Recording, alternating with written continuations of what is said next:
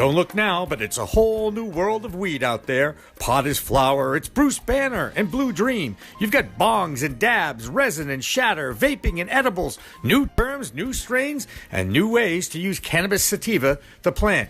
Some just made with CBD, and hemp has minimal THC. There's sativa and indica strains, and 100 chemicals, all legal in 10 states for adult use. There's a lot to get to know. Get used to it, folks, because it's legal in the Bay State and it's not going away. Neither is In the Weeds with Jimmy Young next.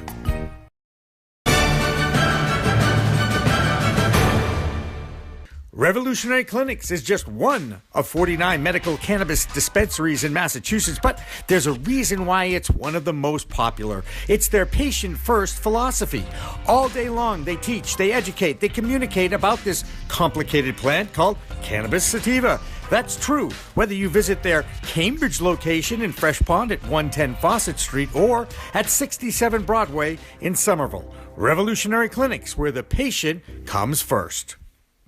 Hi everybody, welcome to another edition of In the Weeds with Jimmy Young, and we have a very special in-studio guest for you. We'll get to Rocco Petrilli in just a moment, but remember, this podcast is available on a variety of distribution channels, including our flagship CLNS Media, as well as the C-Suite Radio Network, and of course you can find a video record of this on theweedtube.com, and of course, Pro Cannabis Media as well.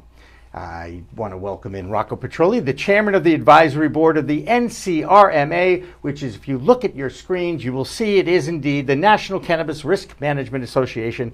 Rocco, thank you so much for traveling up here from Pittsburgh, I believe is where you originated today. Anyway. Actually originated today from my home in State College, PA. Oh, State College. Home of the Penn State Nittany Lions. The Nittany Lions. In fact, I think there's a promise of a visit at some point, yeah, right? I mean, and we need to do a live stream from there. Oh, my goodness We gracious. need to agree to that today. But, Jimmy, I got to tell you, to show you yes. and to prove to everybody yeah. that anything's possible. Yes. 20-some years ago, 30-some years ago, me sitting, voracious sports fan, yeah. Impressionable adolescent, yes, listening to Jimmy Young up in New England. Oh, my God. And here we are 30 years later, and I'm sitting in a studio talking cannabis with you. Yeah, that is amazing. Okay, on a lot of fronts. The fact that we both lasted this long, right? Yeah. And the fact this is no accident. I know. Rocco, you're going to be great. I love it. Appreciate that nice compliment. Tell us a little bit about your life story in a encapsulated form, which, by the way, when I tell my life story, usually people set their clocks ahead. Anyway. Well, unfortunately, you're limiting me to an hour today. Yeah, that's right. So I'm going to have to encapsulate quite a bit. Tell us about your bio. I've lived a fortunate life. Very, very strong Italian family. Whoa, wait a second.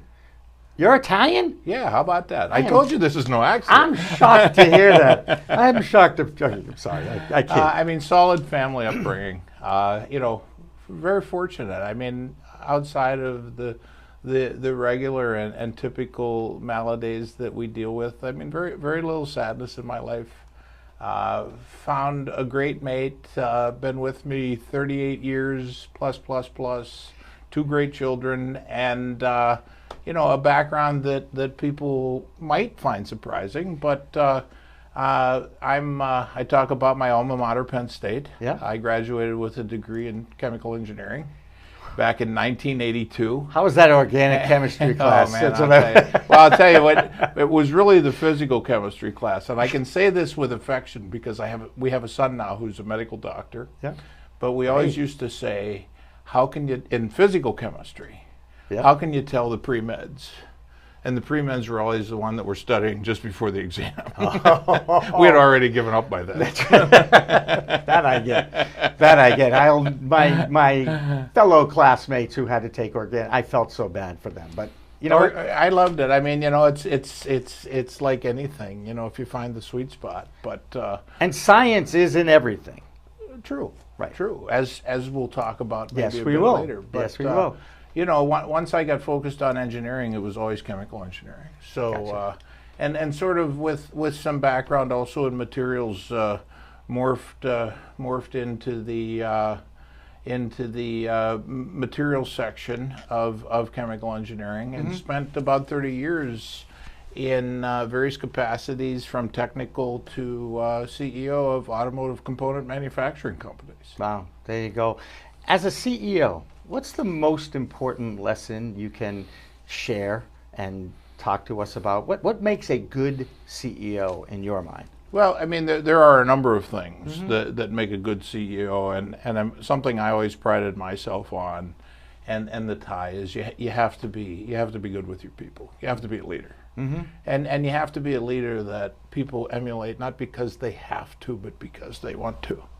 And I'm a veteran of 14 startups. And I talk about and how I've motivated people all along the way is giving them an opportunity to be a part of a legacy, and create things that haven't been there before. Right. But as far as responsibility, which is the tie to, I assume one of your questions is going to be, how does you get from automotive components to cannabis? But by the way, if you feel like asking yourself questions, I'll just take a break. I got no problem with that. but the number one responsibility of a CEO is to protect his company and to mitigate risks surrounding his company. Good segue into the next slide, shall we? This is the NCRMA vision statement. And rather than read it verbatim, let's talk a little bit about what is risk management. Risk management, the formal definition or the Wikipedia definition, and it is a practice, or it is a process that organizations use or individuals use to properly understand and mitigate and control any of the risks that surround their business. I mean, you know the common terms, right? Derailers, showstoppers. Those are things that risk management practices and tools help you keep in check and help you keep at bay. Sometimes eliminating them, but more times controlling them. And when you talk about risk management, few industries carry more risks than cannabis, because when you mention the name or that you are in that business, everybody has an opinion, whether it is based on fact or not. They all have opinions about the fact that cannabis and the green wave is moving closer and closer to decriminalization, at least at the federal level, if not legalization over a 5-year or 6-year period. Cannabis people in that business know they're taking a risk by getting into that business. So it's inherent in this, yes? Yeah, it is. And, as you would expect, you and I are going to walk back and forth here across this line and editorialize from time to time. But a bit of an editorial is that perceived risk or danger is really unfair. And, I mean, I think we all know that. Yes. And, particularly those of us who have decided, like you, after a rather diverse career that you spent in another place, decided to put our efforts into it. I mean, my personal attraction was and has always been medical cannabis because of, the benefits. Right. That we now need to properly prop up and then create the clinical data to prove that the benefits that people claim are there. Right. But outside of that, it's a farm product. Right. And dating back to our forefathers and our ancestors, I mean, it was a farm product that was cultivated and used for certain purposes. And on a past News Dabs, I actually talked about the earliest examples of cannabis use was found recently in China in a burial ground. 2,500 years ago, they found burnt residue of cannabis in this burial ground. And that is the oldest document. And 3 empty bags of M&M's. I don't think they made M&Ms back then. I'm going on a list. Anyway, I just find that fascinating, that here's a product that's been used for thousands of years, and it's taken us this long as a modern society to recognize the medicinal qualities of it. And there's also some adult use and recreational qualities too, if it's used responsibly. Sure, as you know, whether you can debate or argue the point whether we as a country needed another vice, but at the same time, we're a country built on opportunity, rights, and freedoms, and that's all that's being exercised here.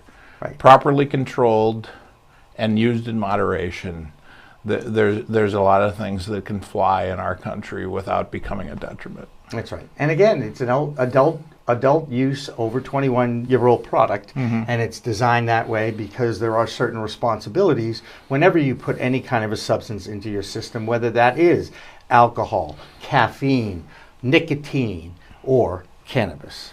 So to talk a little bit of how we built that bridge between cannabis, risk management, and deciding, as you asked earlier, what the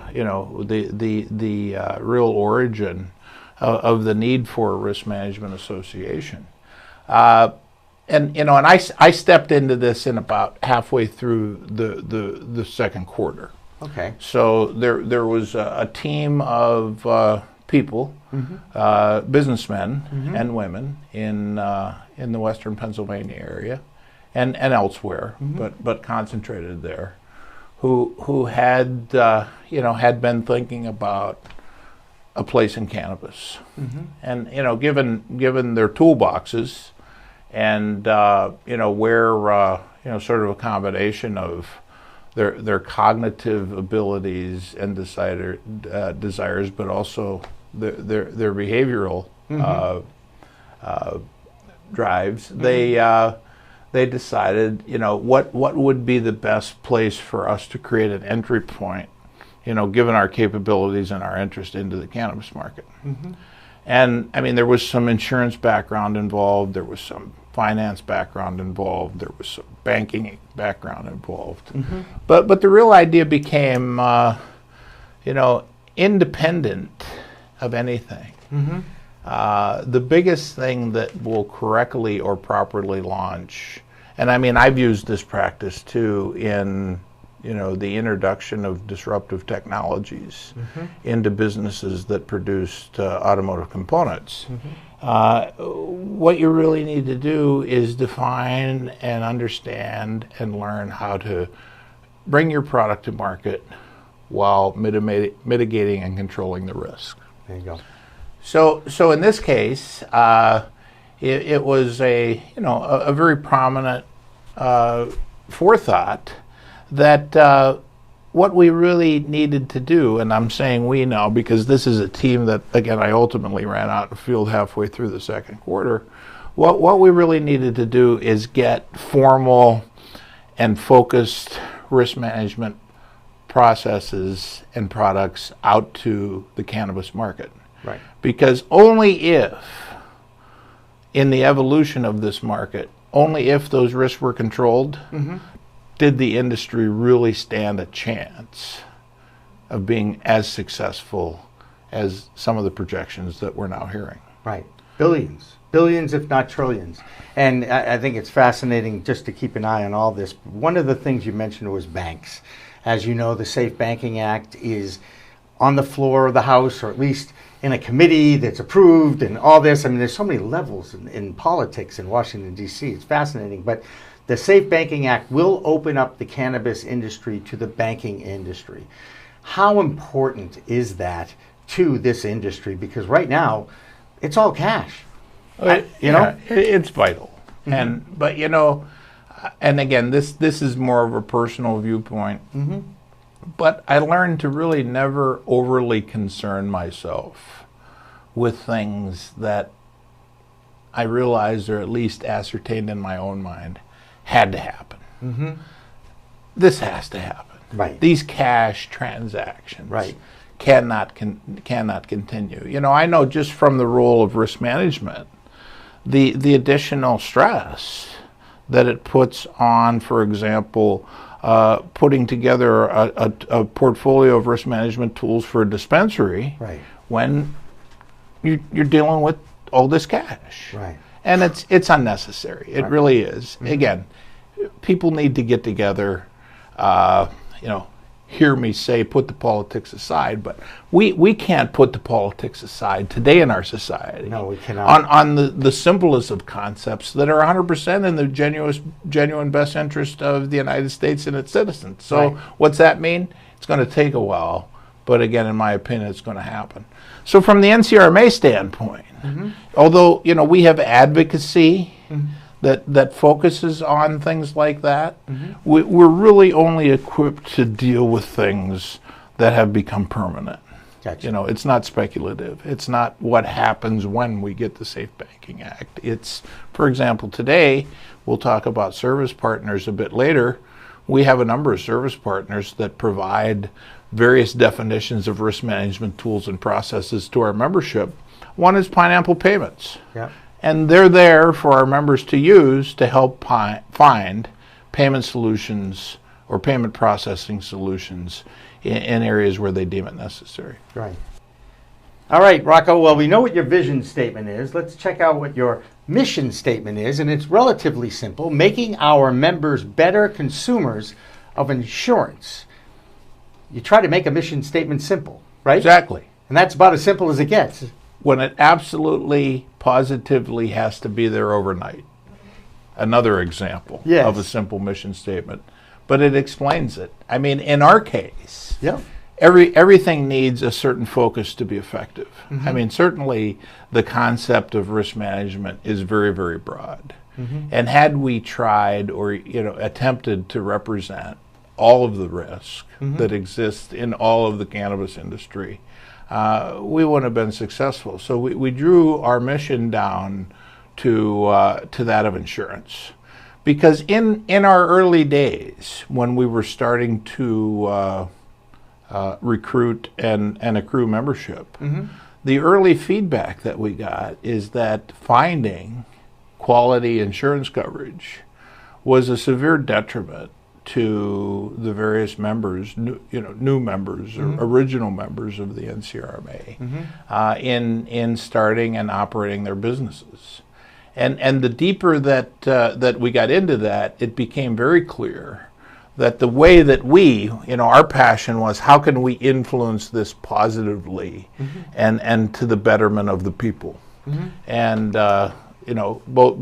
both members and outside consumers alike, and we did that by focusing on what we found was one of the biggest deficiencies in the market, and that was commercial insurance coverages. There you go. So by providing these risk management tools that help our members manage their risk, eliminate the uncertainty, and keep the bad things from happening, we make our members better consumers of insurance. Gotcha. You're watching In the Weeds with Jimmy Young. This is a podcast that is carried on the Pro Cannabis Media Group and procannabismedia.com. And we are also distributed on iTunes. We're also distributed on a variety of other podcast aggregation networks, including C-Suite Network and the CLNS Media.com website as well. When you talk about risk in this business, in the cannabis business, there are those businesses who grow the stuff and dispense the stuff because that's part of the deal, and they touch the product specifically. But there's a whole bunch of other people in the cannabis space that are the ancillary ones, the equipment manufacturers and the labelers and the packagers. They too sometimes have problems getting themselves insurance or even banking because people know that they're working with people in the cannabis space.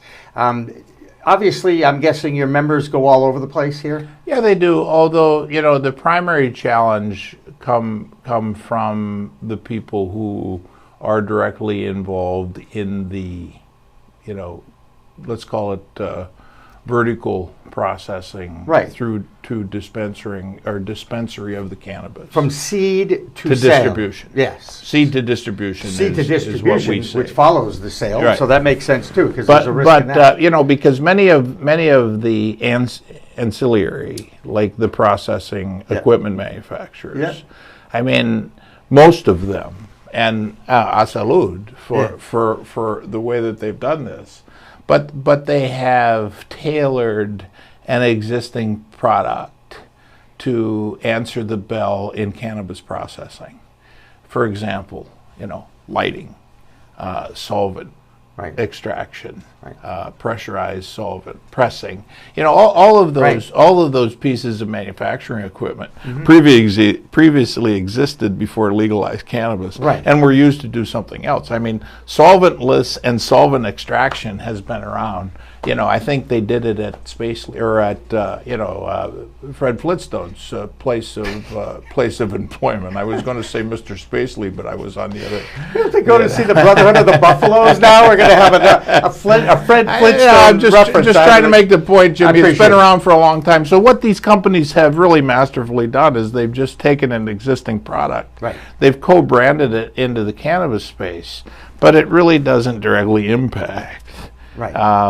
That company because of the dual use of the equipment. Right. I get you. I think it's time that we move on to the differentiators of the NCR MA. And obviously one of the first one is they're unique. And by the way, anybody who knows Rocco knows he's unique. By the people say that about me too sometimes. Anyway, they also call me weird, but that's another story. Talk to us a little bit about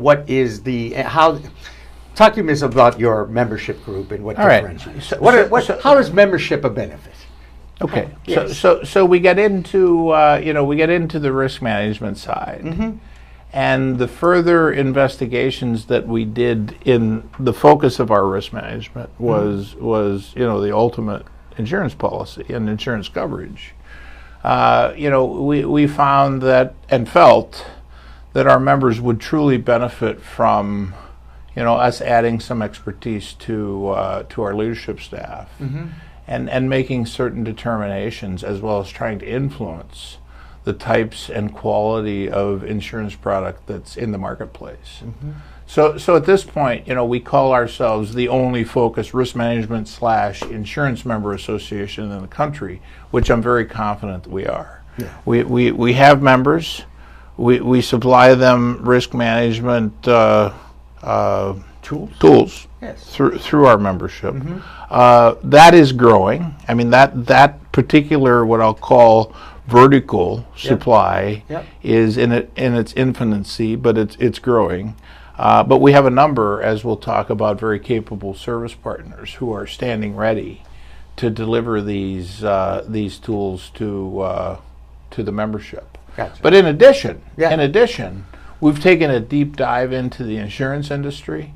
And we've vetted every insurance product that's in the marketplace and are now putting ourselves in a position where we can recommend to our members who come to us for advice where they should go for insurance. And also taking it to a point where we're actually sanctioning or approving certain product lines and then working with the people that are in the industry to come up with our own list, for example, of appointed brokers. So not only are we recommending to our members, we think this insurance package fits your need best, but we're also giving them a list of approved brokers who we're recommending that they should work with so that they get the proper service and consideration. Because it wasn't only the quality of the product. I mean, many of the things that we heard were the insurance coverage was very expensive in terms of, dollar premium per dollar coverage. Well, of course it was, because there is zero actuarial information out there to support the development of the early rates. So, people that are setting those rates are protecting themselves. The other thing that we heard resoundingly is that much more exclusion than inclusion. So people paid for the insurance policies, but after filtering through that funnel of exclusions that was all part of the policy wordings and sometimes the small print, when it came right down to it, they had very little coverage at all. And many people told us that the only reason they were buying these insurance policies is because they needed to check the box and have the insurance coverage, which is part of the regulations. But it's certainly not protecting them. So again, our viewpoint was we need to get out there and influence the early loss history of these companies, because that's the only way really the insurance market is going to come around. It's like gas prices.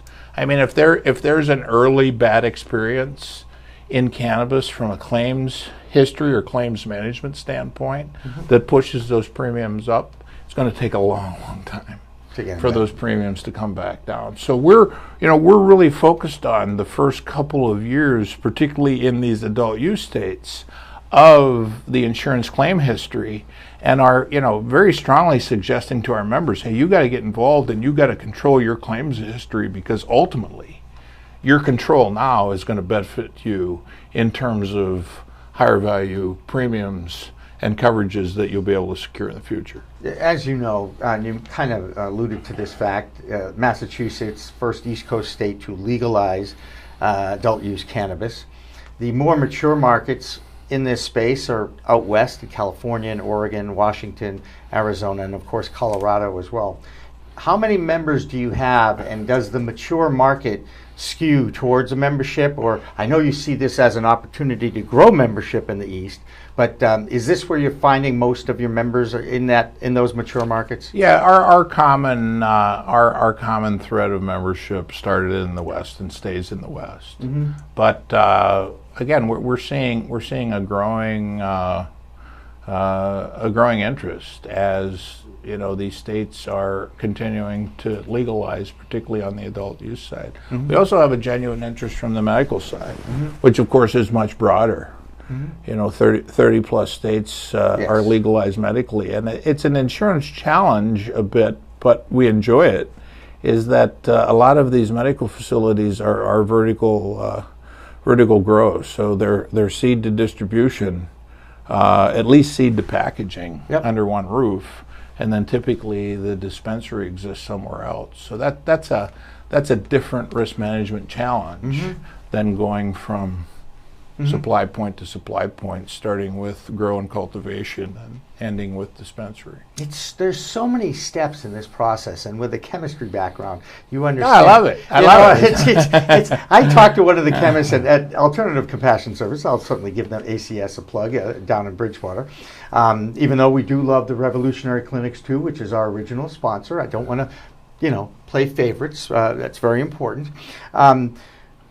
The whole chemistry, there's so many chemicals that they're still discovering in this cannabis sativa plant. It's so funny because when you think about the usage of it over thousands of years, but now you're applying modern research and science to a product that's been around for thousands of years, so you're really able to drill down. Like, they didn't have the ability to drill down into the molecules 80 years ago when it first became prohibited. They just didn't.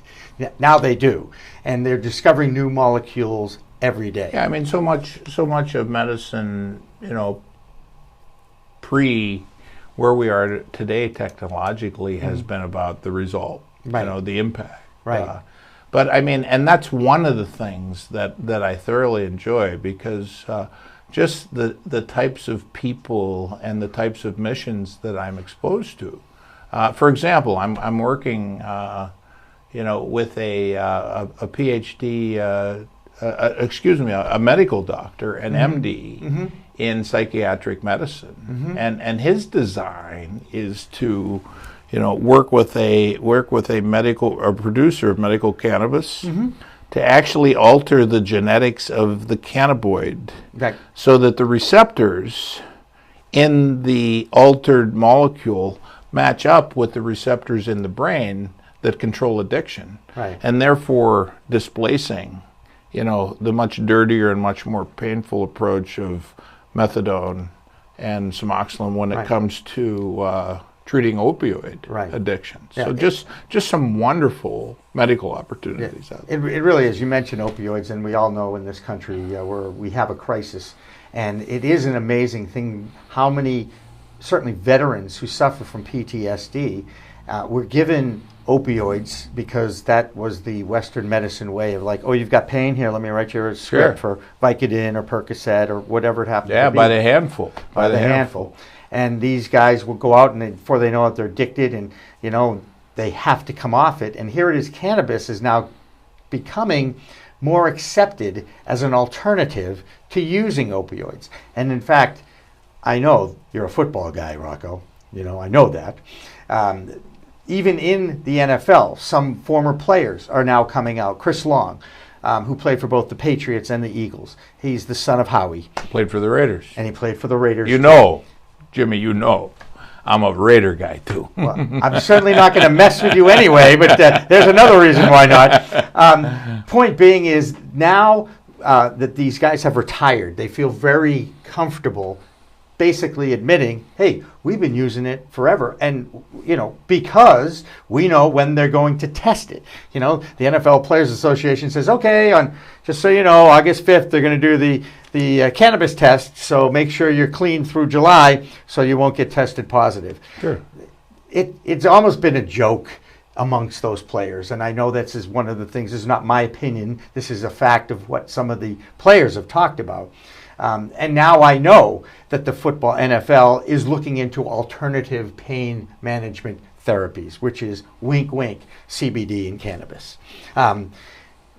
This acceptance by a major sports entity has to help the movement across the country for acceptance. Yes? It certainly helps. Again, understanding the little bit about medicine that my MD son has taught me. It's really all about the creation of the clinical data. Right. Once we have the clinical data, then the doctors will not only be free to prescribe, but also willing to, because they'll believe in, at this point, they take an oath. Right. They can't steer you towards medical cannabis because they think it might work. Right. They need the clinical data that proves that it works. Right. And therein lies the rub and the catch-22 here. Anecdotally, there's thousands of stories. I can't tell you how many times people have come up to me and said, let me tell you, cannabis has saved my life, or cannabis has changed my life, and for the better. And if it helps somebody get off opioids, how can you not encourage that, whether you're a doctor writing the script or not? And, you mentioned PSTD.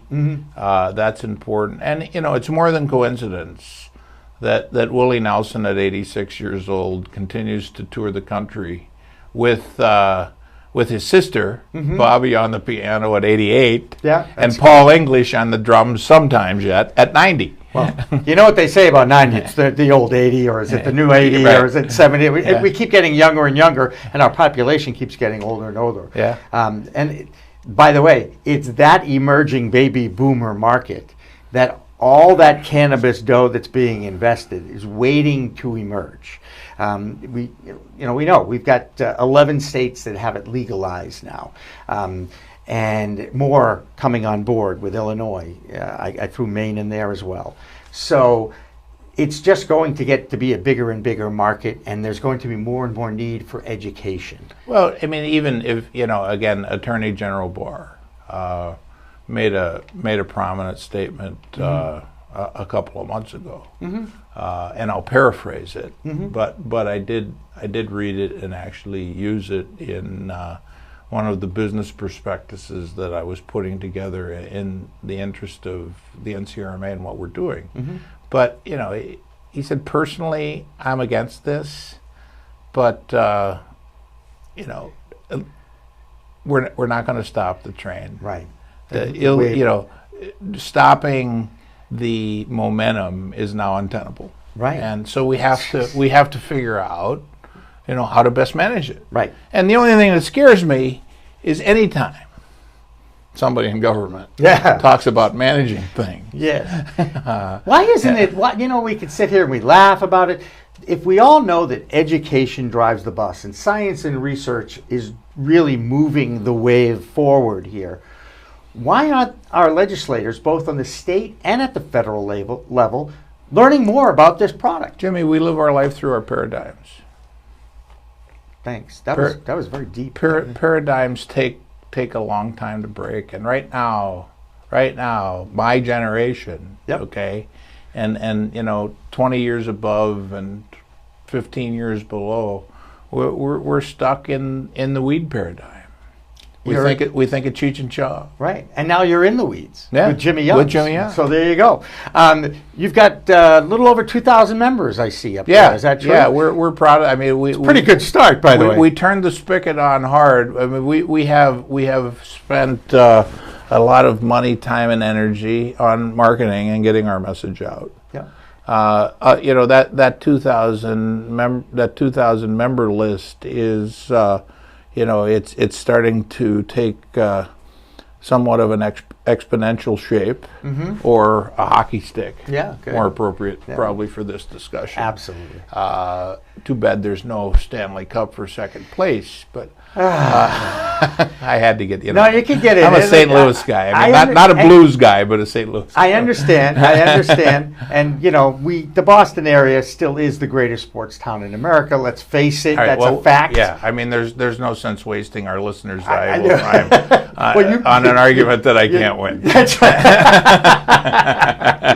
Enough said. Let's move on to the membership benefits. we're seeing a very nice increase in the slope of membership. Good. Which means our messaging is becoming more productive and the more market's fruitful. getting bigger. Sure, right. Sure. We expect that now. I mean, one of the big issues or events that we're literally days from is we are coming out July 1 with an announcement of our first product recommendation that we've done a lot of due diligence on and actually had an opportunity to exert some influence on. So July 1, for the first time, the NCRMA will come out to its membership and say, hey, we think, particularly where you are, this is the insurance product that you need. And, that type of endorsement is should be pretty effective and pretty important. Yep. Because now, with that, we're really starting to deliver something. Gotcha. And now all of this training and these tools that we've been promoting, now using them really starts to make some sense, because they know that using them is going to impact their claims history, which is going to have a positive impact on the evolution of the insurance products that we sanction. Gotcha. You always bring up that July 1st date, so I know that's an important launching point for your company. You have taken over the ProCannabisMedia.com website, and anybody who's interested in finding out more or even becoming a member of the NCRMA can now go to the ProCannabisMedia.com website, click on your logo, and it flips right back over to you guys. And then your site gets to take over that person. And it's a wonderful thing, that nice little relationship that we've kind of we have. This together. This is working out well, and I'm anxious a little bit later in the show to talk about how we're really going to help our members leverage your service. Oh boy, to mitigate their risk. Hey, who are these people on your staff? Who are these people? Well, again, 14 startups. Good people. You know how to find good people. You know how to associate yourself with good people.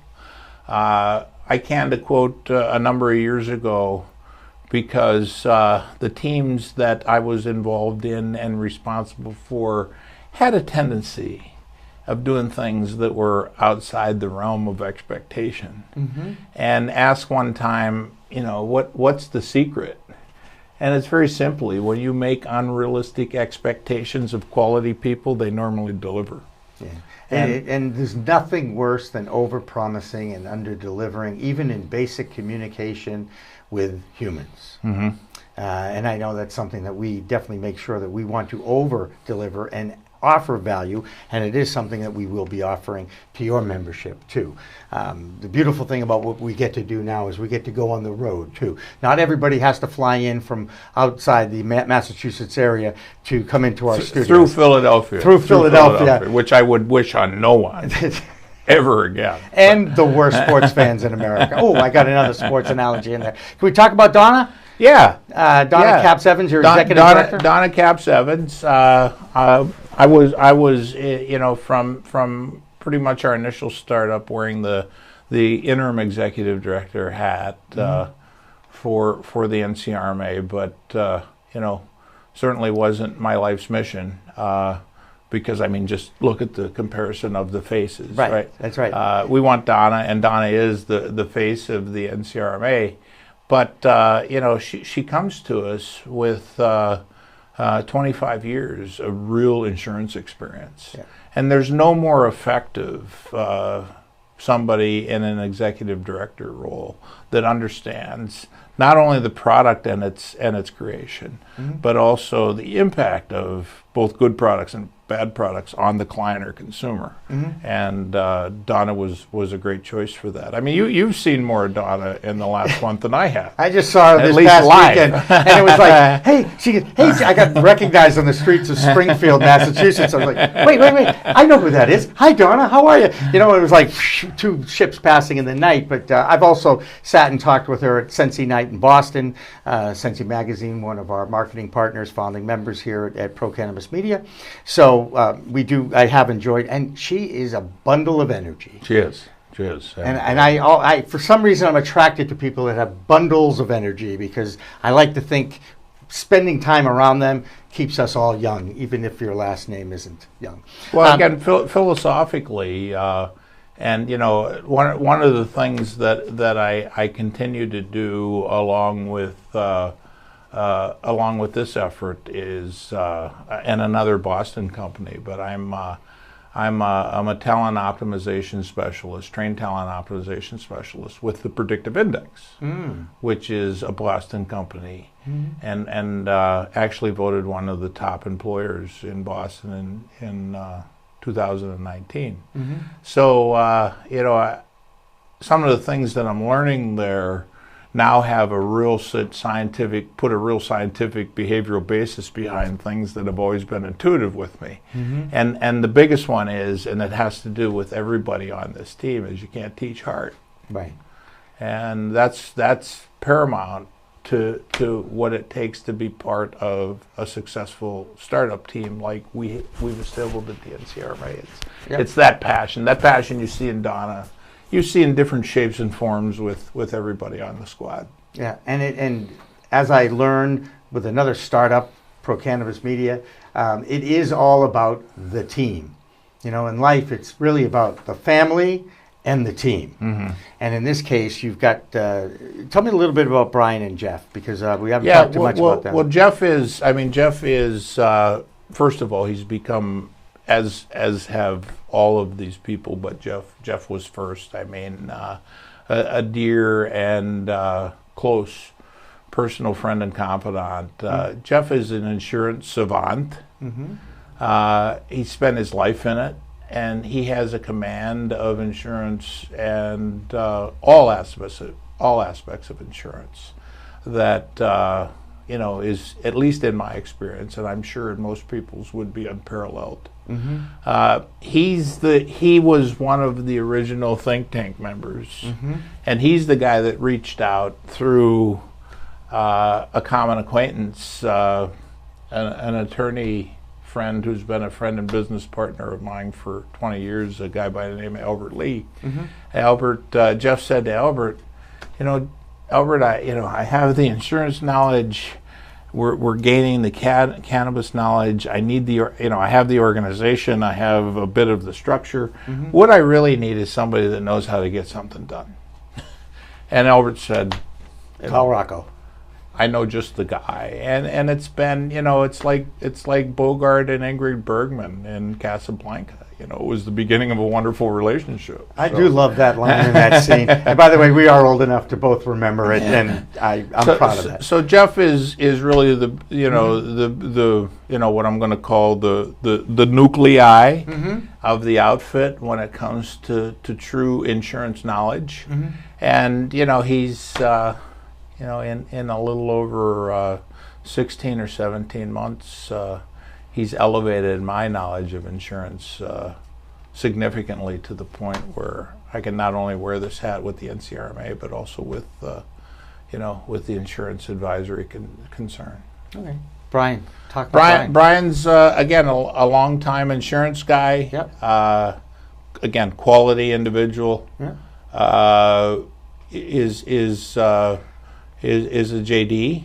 Has a background in environmental science and environmental litigation, started up and ran large divisions of large insurance companies, but his mastery skill is underwriting. And you can't get into the business that we're getting into, without an understanding of underwriting. Right. And he's leading that charge.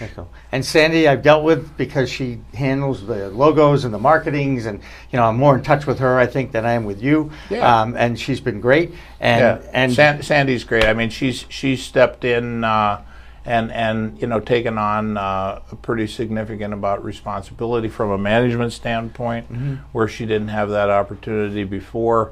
And just one of those people that just is tireless. I mean, it's always nice to have someone to bounce something off on when I'm putting things to print at 11 o'clock at night. And I mean, she's right there with me. So. Yeah, there is that culture of being part of a startup too. That when you need a decision made, you have to consult the inner circle. Yeah. And rounding out the inner circle, John Craig. John Craig's Chief Information Officer. Again, information and information technology, today it's like second base, right? You don't play the game without it. Right, exactly. And John brings that core strength to us, and promises even to do more for us in the future when it comes to when we ultimately get closer to these product offerings and closer to these carriers.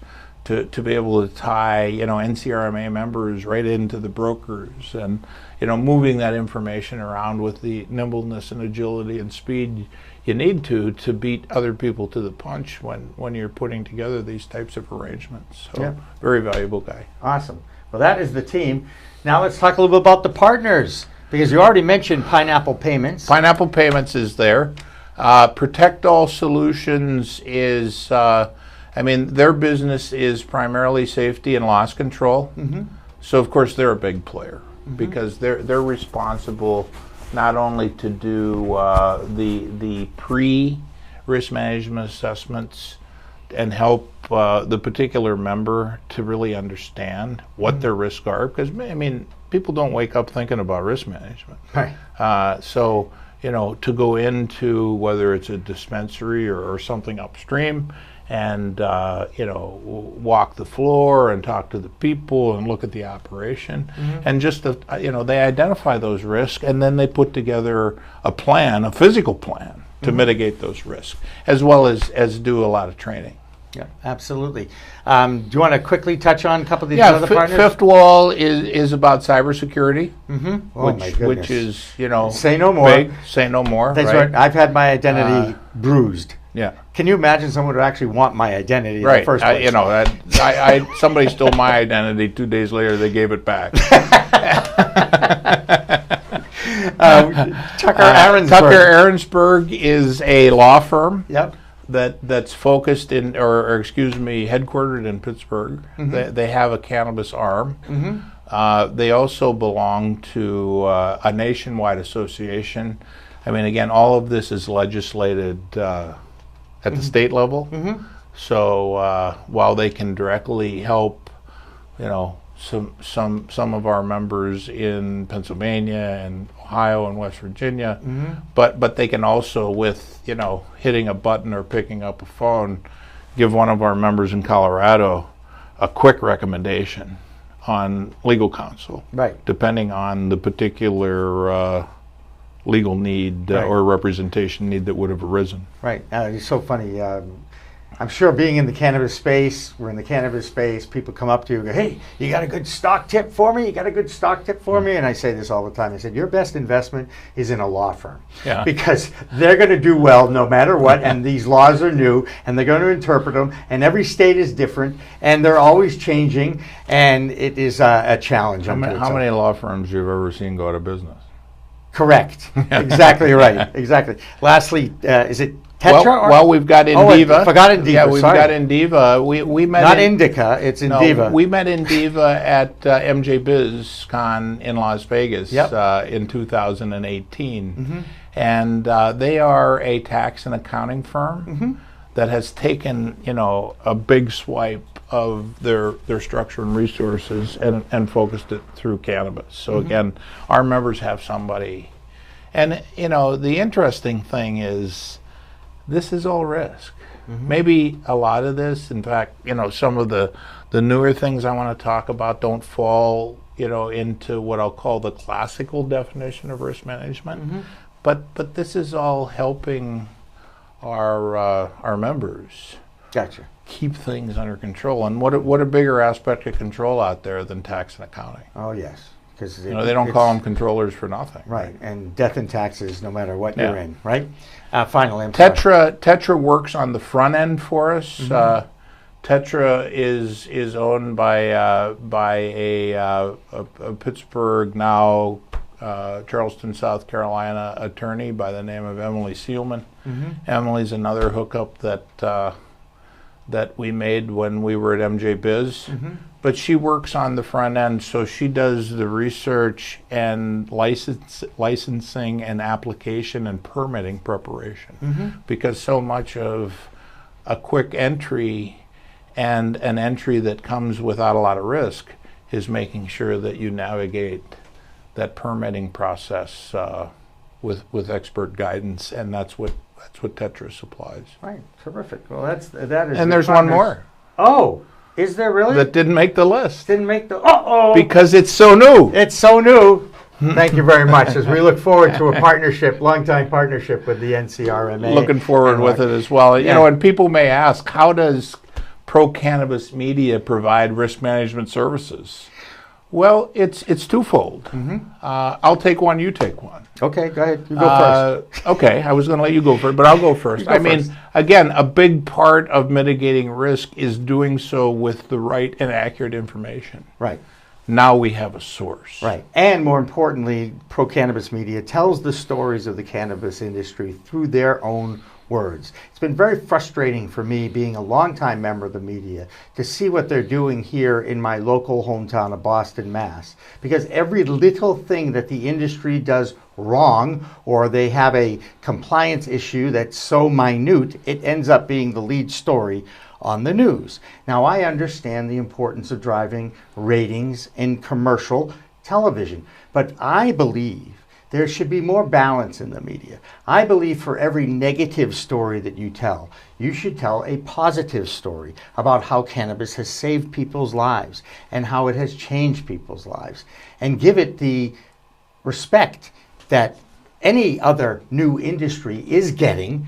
But why, for some reason, they're still not giving cannabis a chance? I don't know the answer to that, but I do look forward to hanging out with my old friends in the media now that we, too, are a legit media company. Yeah, and it has to, again, we said that we would editorialize from time to time, but, the whole persona of the media today has to make you a little bit green when you wake up in the morning, simply because of the news? Not only they don't give cannabis a chance, they give nothing a chance. Yeah, it's been tough. The media has been battered and bruised over the last 10, 15 years, except for one entity. I think we all can agree that the 60 Minutes staff does the best job on television of telling the story no matter what that story is. They are the best storytellers in the business. And kind of a little thrill when I was down at Washington, D.C. For lobby days back in May, I ran into Scott Pelley, and I said to him, I said, Scott, you don't know me, but, this happens to you all the time. I said, when I was in your business for many, many years, I always enjoyed it when someone would come up to me to say, I enjoy your work. And he appreciated that. And I do enjoy his work. So how do we connect to you? We go to your website, ncrma.net. And, of course, you've got all those social icons, too, that we, too, have. So plenty of ways to get in touch with Rocco Petrilli and his staff. And keep an eye. I mean, we're in the interest of our membership, we're active. We're active communicators. And not only are we communicating or projecting outwardly, but we're constantly soliciting the input of our membership. And the step that we're taking this week, or next Monday, with the first sanctioning or promotion of an insurance product, is absolutely directed at answering the call of our membership. And we're putting ourselves in a position where that's what we do. We're a member-centric organization. So without our members, we don't exist. Right. Well, that's the whole point of an association, correct? Right. That's it. All right. Well, Rocco, it was fun talking with you. I have a feeling that we will be continuing the conversation about sports over dinner tonight, and I look forward to that, no matter what side of the fence you're on. All right. So for Rocco Petrilli, Steve Helmuth, who's our technical director, our executive producer, Joyce Gerber, I'm your host, Jimmy Young. And again, remember, it's a whole new world of weed out there. Use it responsibly. Revolutionary Clinics is just one of 49 medical cannabis dispensaries in Massachusetts, but there's a reason why it's one of the most popular. It's their patient-first philosophy. All day long, they teach, they educate, they communicate about this complicated plant called cannabis sativa. That's true whether you visit their Cambridge location in Fresh Pond at 110 Fawcett Street or at 67 Broadway in Somerville. Revolutionary Clinics, where the patient comes first. In the Weeds with Jimmy Young is a video podcast produced by the CLNS Media Network for the entertainment and education of our audience. All opinions on this show should not be considered medical advice or reflect the opinions of the management of CLNS Media, C-Suite Network, CLNS Media Group, or its marketing partners.